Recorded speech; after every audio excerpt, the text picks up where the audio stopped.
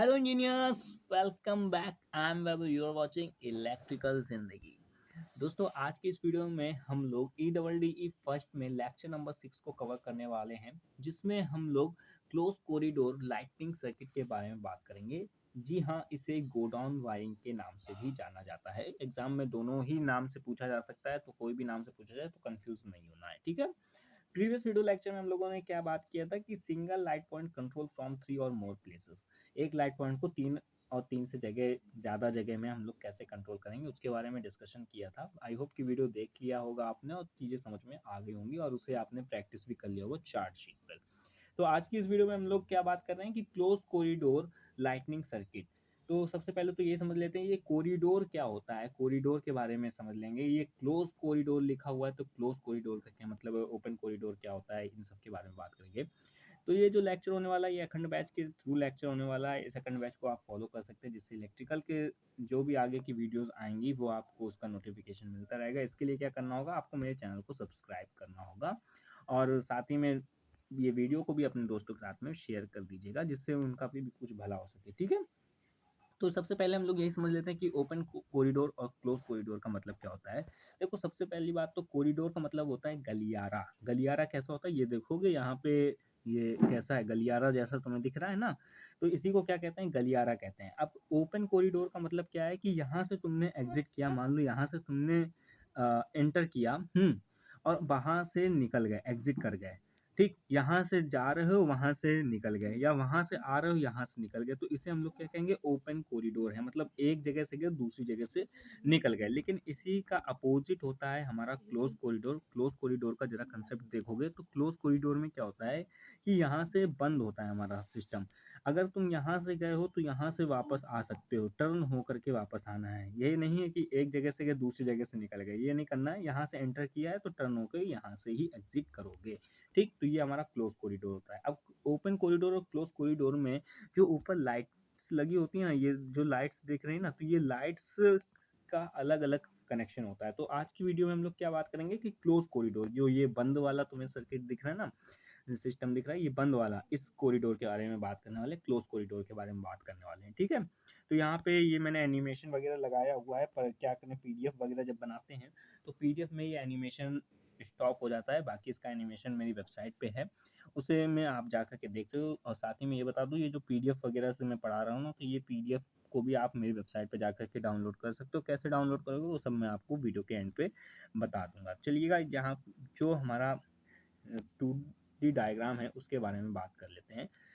अब देखिए, हम लोग बात क्या कर रहे थे कि एनर्जी कंजर्वेशन हमें करना है। एनर्जी कंजर्वेशन का मतलब क्या है कि जहाँ पर हमें ज़रूरत है लाइट की, वहीं पर लाइट जले। अब कॉरिडोर तो हमारा काफ़ी बड़ा होता है, गलियारा जो होता है वो काफ़ी बड़ा होता है। अब ऐसे में ये मान लीजिए हमारे 3 बल्ब लगे हुए हैं, हमें इस गलियारे में यहाँ तक जाना था, हमें इस गलियारे में यहाँ तक जाना था। तो इसके लिए हम लोग क्या करेंगे कि अगर यहाँ पे मान लो हमारा एक स्विच है, तो हम इस स्विच को जैसे ऑन करेंगे तो ये तीनों ही बल्ब हमारे ऑन हो जाएंगे। और हमें तो यहाँ तक जाना था, और मान लो कि यहाँ तक जाने में हमें 1 घंटा लग जाएगा, यहाँ पर हमें जाने में 1 घंटा लग जाएगा। तो ऐसे में क्या होगा कि ये तीनों बल्ब 1 घंटे तक बिना मतलब में जलते रहेंगे। ठीक, तो ऐसा ना हो, इसके लिए हम लोग क्या करते हैं कि हम ऐसा सिस्टम बनाना चाहेंगे कि जब हम इस एरिया में हैं, जब हम इतने एरिया में हैं, तो ये वाला बल्ब जले। जब हम इसके आगे एरिया में चले जाएं तो ये वाला बल्ब जल जाए। जब हम इसके आगे वाले एरिया में जाएं तो ये वाला बल्ब जल जाए। तो हम ऐसा कुछ सिस्टम बनाना चाहते हैं। तो ऐसा सिस्टम कैसे बनेगा, हम लोगों का आज का वीडियो देख करके बनेगा। तो ऐसा सिस्टम बनाने के लिए हम लोग क्या करना पड़ेगा, हम लोगों को पहले तो हमें एक one way switch, one way switch मतलब कि जो हमारा नॉर्मल स्विच होता है उसका यूज़ करना पड़ेगा, या मैं यूँ कहूँ कि एक हमें एसपीडीटी स्विच का यूज़ करना पड़ेगा, और दो हमें टू वे स्विच का यूज़ करना पड़ेगा, मतलब एसपीडीटी स्विच का यूज़ करना होगा।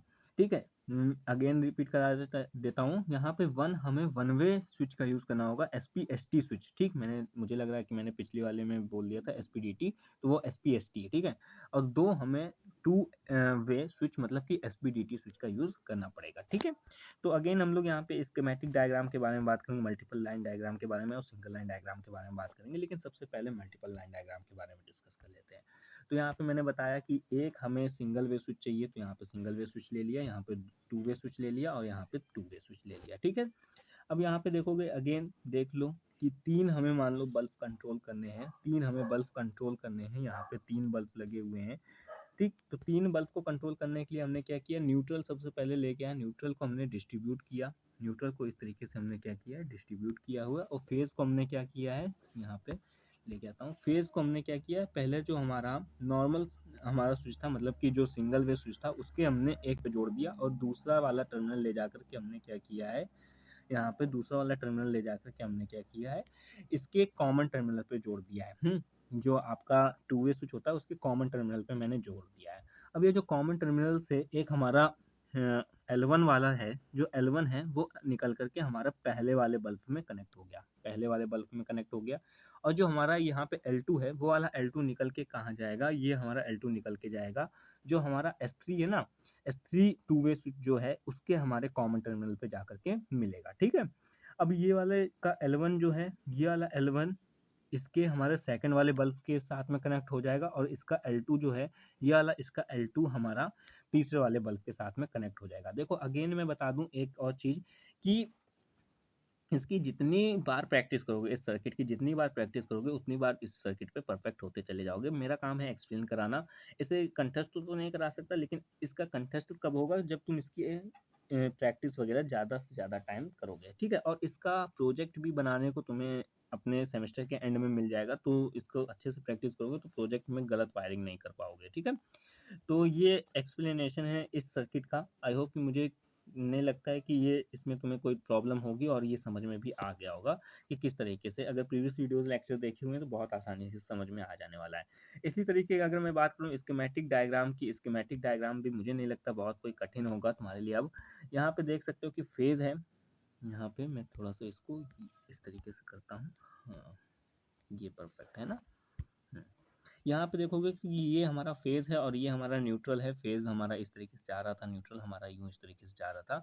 एक हमने क्या यूज़ किया है, सिंगल वे स्विच यूज़ किया हुआ है, और यहाँ पे हमने टू वे स्विच यूज़ किया हुआ है, और इस तरीके से हमने टू वे स्विच यूज़ किया हुआ है। इसे मल्टीपल टाइम प्रैक्टिस करोगे और मल्टीपल टाइम में तुम्हें ये आ जाने वाला है, और इसका बेसिक कंसेप्ट यही मल्टीपल लाइन डायग्राम से ही आता है। ठीक है, अब मल्टीपल लाइन डायग्राम आता है तो सिंगल लाइन डायग्राम बनाने में मुझे नहीं लगता कोई बहुत बड़ी बात होने वाली है तुम्हारे लिए। मल्टीपल लाइन डायग्राम आता है तो सिंगल लाइन डायग्राम आराम से बना सकते हो।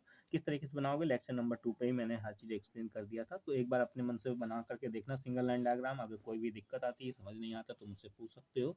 ये देखोगे जो हमारे बल्ब हैं, 3 हमारे बल्ब लगे हुए हैं और 3 ही हमारे यहाँ पे स्विच लगे हुए हैं। ठीक है, और जितने भी वायर आए हैं तो वायर वगैरह मैंने यहाँ पे दिखा दिया। ठीक, तो इसे अपने तरीके से प्रैक्टिस करना। आई होप कि ये समझ में आ जाएगा, और फिर भी नहीं आता तो मुझसे पूछ सकते हो।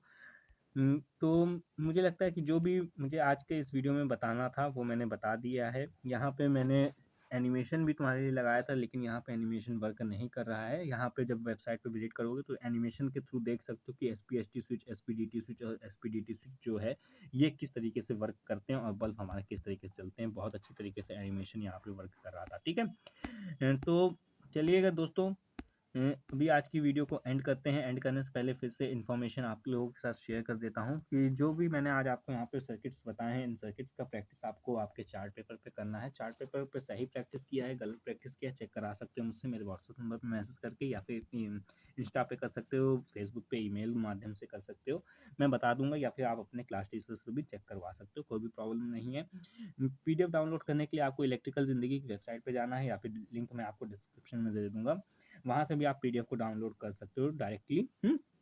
और मेरे व्हाट्सएप ग्रुप और टेलीग्राम ग्रुप को ज्वाइन नहीं किया तो उसे भी ज्वाइन कर लीजिए, जिससे नई वीडियो जैसे मैं डालता हूँ तो वहाँ पे आपको मैं मैसेज कर देता हूँ, तो आप देख सकते हैं वीडियो को। तो दोस्तों मिलते हैं नेक्स्ट वीडियो में, नेक्स्ट टॉपिक जो कि हमारा ओपन कॉरिडोर की वायरिंग होगी उस पर हम लोग बात करेंगे। उस वीडियो पे मिलते हैं, तब तक के लिए टेक केयर, बाय बाय।